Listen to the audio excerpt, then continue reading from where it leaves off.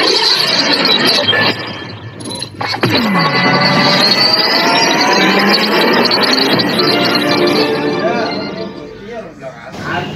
assalamualaikum warahmatullahi wabarakatuh. Waalaikumsalam warahmatullahi wabarakatuh. Sebelum kita melanjutkan materi hari ini, alangkah baiknya kita berdoa untuk agama kita masing-masing. Berdoa dimulai. Berdoa selesai. Sebelum kita melanjutkan materi, saya akan absensi terlebih dahulu. Adila, Hadir Pak. Arzeti, Sakit Pak. sakit. Udah berapa hari dia sakit? Ini Pak. Oke. Putri, Hadir Pak. Sekar. Hadir. Oke, sebelum kita melanjutkan ke materi pemaparan hari ini, saya mengambil adik tentang konsep gambar konstruksi jembatan. Apakah ada yang tahu apakah itu konstruksi jembatan? Saya Pak. Ya, Putri silakan. Konstruksi yang guna meneruskan jalan melalui suatu rintangan yang berada lebih rendah. Terus rintangan ini biasanya jalan berupa jalan air atau lalu lintas biasa Pak. Oke, bagus Putri. Oke, biar lebih jelas kita lanjut saja ke materinya.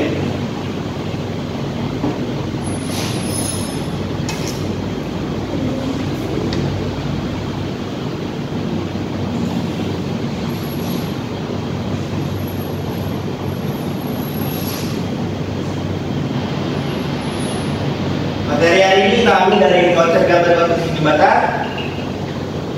Tujuan pembelajarannya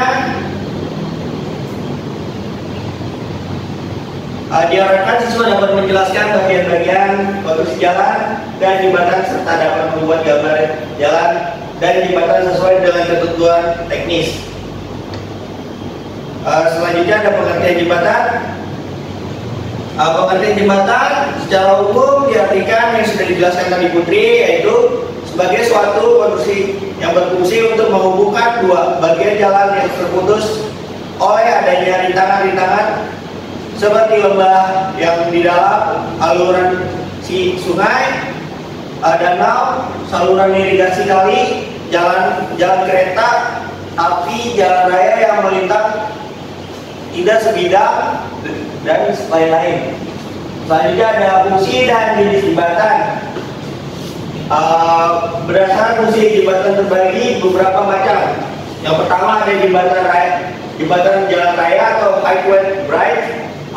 Di sini sesuatu namanya jembatan ini dibangun untuk sarana transportasi kendaraan seperti jembatan Ampera, jembatan Suramadu dan lain-lain. Yang kedua ada jembatan jalan kereta api atau railway bridge. Jembatan ini dibangun khusus untuk jalan kereta api yang terhubung antar kota ataupun provinsi. Yang ketiga ada jembatan pejalan kaki atau penyeberangan atau pedestrian bridge. Fasilitas ini salah satunya fungsinya yaitu fasilitas pejalan kaki untuk penyeberang jalan yang ramai atau yang ramai dan lebar atau menyeberang jalan tol dengan menggunakan jembatan sehingga orang dan lalu lintas kendaraan dipisah secara fisik. Selanjutnya ada struktur pada jembatan. Yang pertama ada struktur atas atau superstrukturan. Menurut Siswanto pada tahun 1993, struktur jembatan atas adalah bagian-bagian jembatan yang memindahkan beban lantai jembatan ke arah peletakan.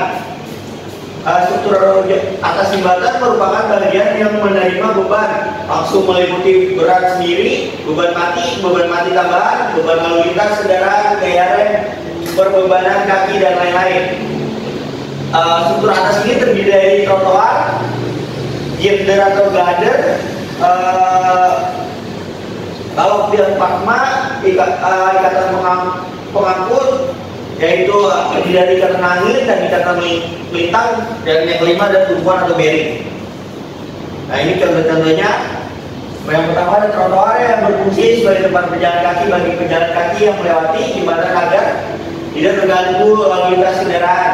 Untuk trotoar direncanakan sebagai plat beton yang diletakkan pada bagian jembatan samping yang diasumsikan sebagai plat yang tertumpu sederhana pada plat jalan. Yang kedua ada girder. Bagian pada struktur atas yang berfungsi untuk menyalurkan beban kendaraan pada bagian atas yang bagian bawah atau abutment. Yang ketiga ada balok diafragma, bagian penyangga dari gelagar jembatan yang memanjang hanya berfungsi sebagai balok penyangga, biasanya bukan sebagai pemikul beban plat lantai. Yang keempat ada ikatan pengangkut jembatan untuk fungsinya untuk menerima beban-beban yang berada di bangunan atas. Kemudian menyalurkan ke fondasi, beban tersebut selancar oleh fondasi disalurkan ke tanah. Yang kelima ada tumpuan, bagian yang menerus beban itulah yang disebut peletakan atau tumpuan. Selain meneruskan beban, peletakan juga akan memikul ke konstruksi tersebut. Peletakan bisa berupa sebuah fondasi. Selanjutnya ada di bagian bawah atau struktur bawah jembatan berfungsi memikul seluruh beban struktur atas dan beban lainnya yang ditimbulkan oleh tekanan tanah, aliran air dan hanyutan, tumbukan gesekan pada tumpuan tersebut untuk kemudian disalurkan ke fondasi. Selanjutnya beban tersebut disalurkan oleh fondasi ke dalam dasar tanah. Nah ya, ini merupakan abutment, bagian bawah jembatan yang berada pada kedua ujung pilar-pilar jembatan, fungsinya dari abutment yaitu menahan seluruh beban hidup, yaitu angin, hujan, kendaraan dan lain-lain, dan beban matinya adalah beban barrier pada jembatan. Nah ini contohnya nih, ini beban matinya ada di sini dan beban hidupnya ada di atas. Selanjutnya apa? Gelagarnya di ini Pak, ini Kak Putri, ya. Selanjutnya ini cara membuat rancangan jembatan atau rencana membuat jembatan. Membuat gambaran perencanaan atau gambar perencanaan suatu proyek pekerjaan bisa dilakukan dengan dua cara. Yang pertama ada cara manual yang dibutuhkan keterampilan tersebut, khususnya keahlian seseorang untuk membuat gambar terlihat indah, rapi dan benar. Dibutuhkan kejelian, ketetapan, kerapian, serta harus meminimalisir kesalahan. Yang kedua, menggunakan bantuan perangkat lunak. Sudah diberikan fasilitas untuk lebih memudahkan pekerjaan, baik membuat dimensi ukuran, skala, memperbanyak gambar, merevisi gambar, dan lain-lain. Software yang paling umum digunakan adalah AutoCAD, Scoop, dan lain-lainnya. Gambar desain jembatan. Yang pertama ada cover sampulnya, yaitu halaman yang berada paling depan dari sebuah gambar kerja. Yang kedua ada daftar gambar. Dalam daftar gambar berisi daftar judul gambar yang disusun secara urut. Yang ketiga, daftar singkatan berfungsi agar pembaca gambar lebih mudah memahami arti simbol dan kode pada kerja gambar. Yang keempat ada gambar situasi. Pada umumnya adalah gambar peta dari suatu wilayah tertentu. Pada gambar ini juga disertakan letak dari suatu proyek yang akan dibangun. Yang kelima ada dena perencanaan, yaitu merupakan gambar tampak atas sesuatu proyek yang dibuat untuk paduan pembuatan gambar detail. Yang keenam ada potongan memanjang profil, ditampilkan gambar potongan jalan yang dilihat secara memanjang. Yang ketujuh, potongan melintang jalan atau cross section.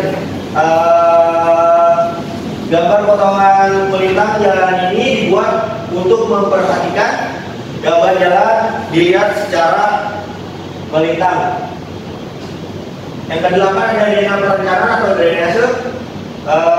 Digunakan perencanaan gambar untuk bisa menjelaskan tentang letak saluran air terhadap badan jalan. Yang terakhir ada gambar perencanaan atau traffic engineering, antara lain rambu lalu lintas, marka jalan, penerangan jalan dan lain-lain. Ini merupakan contoh gambar media jembatan 2 dimensi dan 3 dimensi. Yang kiri 2 dimensi menggunakan AutoCAD, yang mana 3 dimensi menggunakan SketchUp. Nah, saya mempunyai video tentang analisis gambar konstruksi jembatan.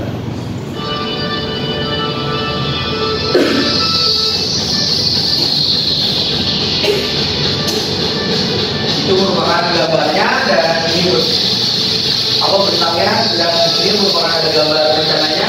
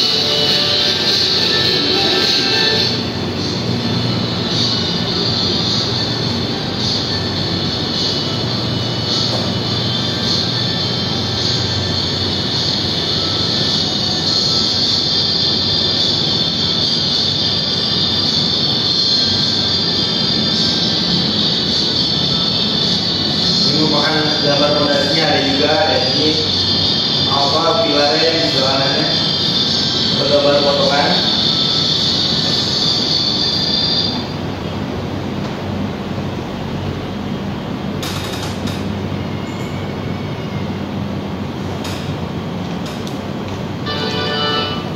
Oke, kalian juga bisa melihat gambar konstruksinya pada referensi course yang saya sudah share di PPT, saya sudah share di grup kelas. Ini bukan dari course YouTube. Oke, sekian dan terima kasih. Sebelum saya akhiri, apakah kalian mengerti materi yang saya sampaikan? Mengerti, Pak. Oke, Pak.